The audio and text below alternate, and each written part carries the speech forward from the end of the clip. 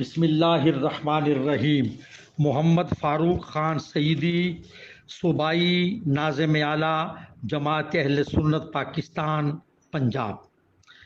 مرکزی نائب ناظم اول صاحب کے 2-3 روز پہلے کے وائس میسج نے جماعتی نظم و نسق اور سنی کانفرنس کے انعقاد کو مخدوش کر دیا ہے۔ تنظیم اہل سنت پاکستان کے صدر مفتی اعظم پاکستان حضرت مفتی منیب الرحمان صاحب کے بارے میں جو غیر مہذب انداز اختیار کیا گیا ہے وہ ہر اعتبار سے قابل مذمت ہے۔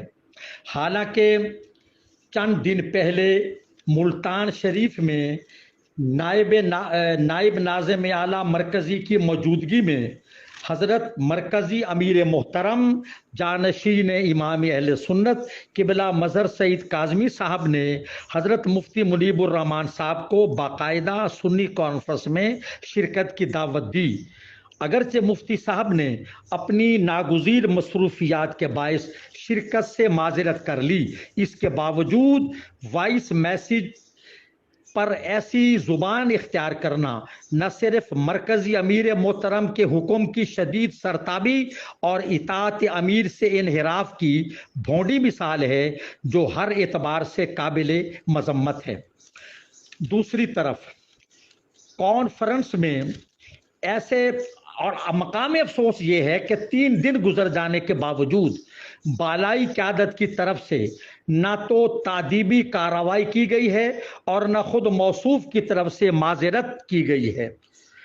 دوسری طرف کانفرنس کے مدعوین میں ایسے حضرات کے نام اور تصویریں بھی دی گئی ہیں جو جماعت اہل سنت پاکستان کی متوازی بلکہ مقابل جماعت کے مرکزی عہدیدار ہیں، اور ان کو کانفرنس میں مدعو کرنا اپنے وجود کی نفی کرنا ہے۔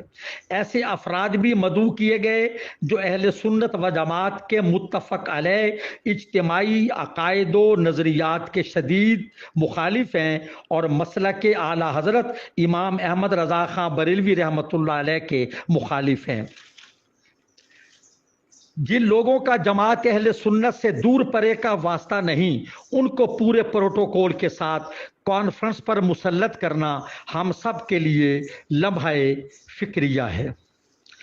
اس صورتحال کے پیش نظر مرکزی امیر محترم جانشین امام اہل سنت حضرت پیر سید مظہر سعید کاظمی دامت برکاتہم العالیہ شدید اضطراب و اضطرار میں مبتلا ہیں، چنانچہ جماعت اہل سنت پاکستان کے مرکزی امیر اور جماعت کی دیگر مرکزی اور صوبائی ذمہ دار قائدین نے بوجھل دل کے ساتھ پرسوں کی کانفرنس میں شرکت نہ کرنے کا فیصلہ کیا ہے۔